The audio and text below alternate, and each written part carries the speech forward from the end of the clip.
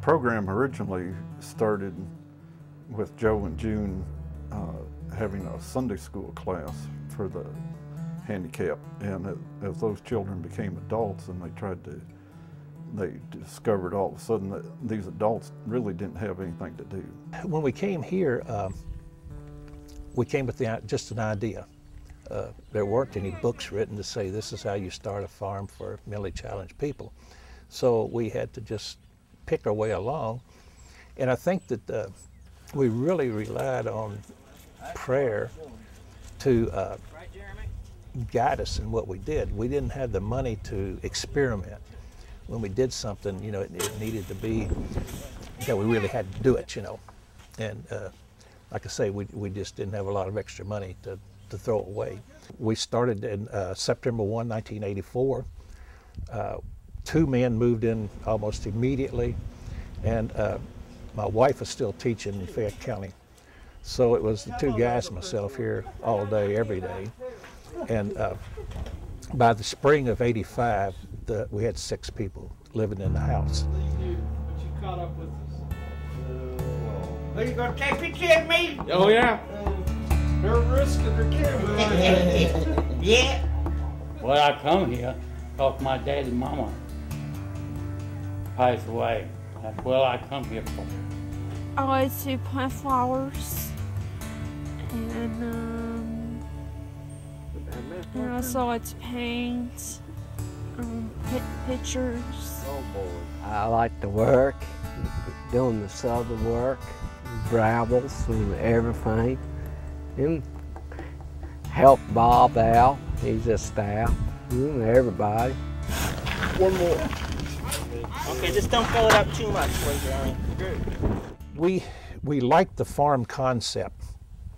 The main reason is that when a person, one of our residents, plants a seed, and they water it and they fertilize it and it grows into a flower or a tomato or something, they realize that I did that, and it really helps to build their self-esteem that, you know, hey, they are successful.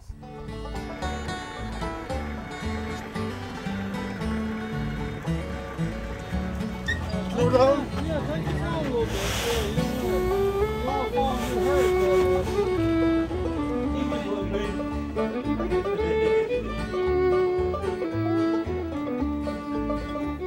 The people have the whole farm that they can enjoy.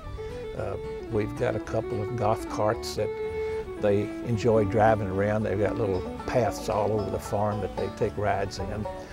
And that's a satisfying thing. They get to mingle and mix with the other folks on the farm, so it becomes rather a very nice family. Let's do it.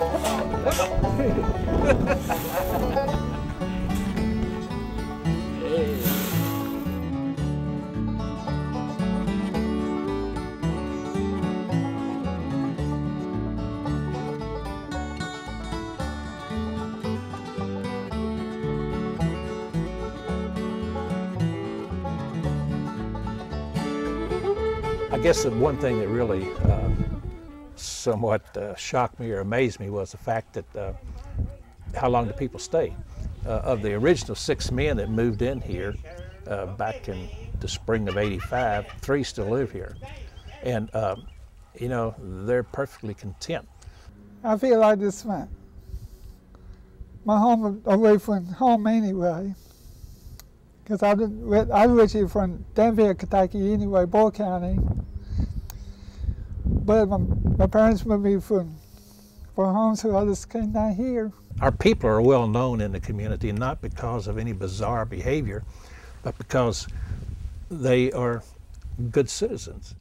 We had a group called Quest Farms come in today. They come in weekly, except during harvest time when they're pretty busy with harvest time. But generally they come in on Tuesdays. They bowl with the Special Olympics, so they come in and practice for that. Sometime in the past 5, 6 years maybe, bowling was moved to a winter sport instead of a summer sport.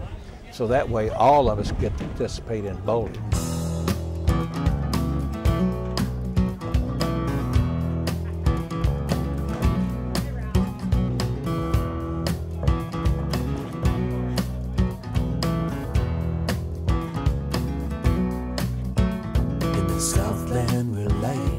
Each one, after they've been bowling on Tuesday, they'll come into the office and say, I got 89, and hey, that's great. Or I got 105, you know, Keith comes in, I got 210 or 215 or 198, that's good, Keith. Keith is an exceptionally good bowler. If he had more time to practice, he would be phenomenal, really. Several years ago, he was selected to go to Minneapolis, St. Paul for the national games. Every time they come in, I'm glad to see them. They're all just like my friends. They bring happiness in with them, and if I'm having a bad day, they pretty much cheer me up. So they're therapeutic for me for them to come in, so I think it's good for everybody all around. We have never said that Quest Farm was the answer to the situation of finding a place for mentally challenged people to live and to work. We feel it is one alternative that people have to look at. And I have said this many, many times, that parents or guardians should have more than one or two places to look at for their family member to live. We feel that this is for a certain segment of the population. Up through 21 years of age, you have all kinds of things that are available, programs, et cetera, et cetera. After that, there's not much left.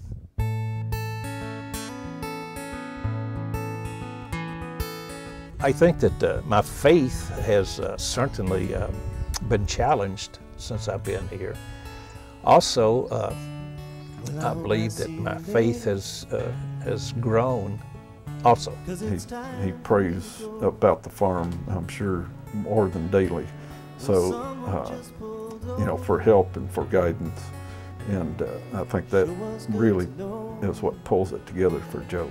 I think that it has, it's opened my eyes to the fact that there's just an awful lot that needs to be done for this population, for any population, homeless, mentally challenged, the widows, the down and outs.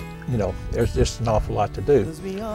And I feel like that we have been able to make a difference in this one area. And that's gratifying for me. You know, there's a lot of people who have dreams and aspirations, and for whatever reason, it doesn't materialize.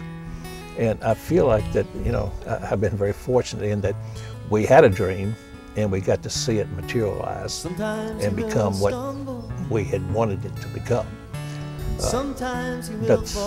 That's good. Sometimes you will get lonely when there's nobody around. You might shiver when the wind blows, and you might get blown away. You might even lose your colors, but don't you ever lose your faith. 'Cause we are each other's angels, and we meet when it is time. We keep each other going, and we show each other signs.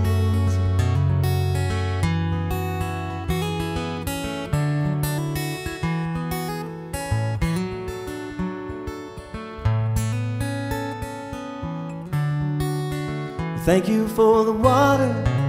I thought I was gonna die out here in the desert, but you quenched my thirst. Let's break a little bread together. Got a little manna. It was a gift from somebody who was passing by and offered me a lift. Now go answer your calling.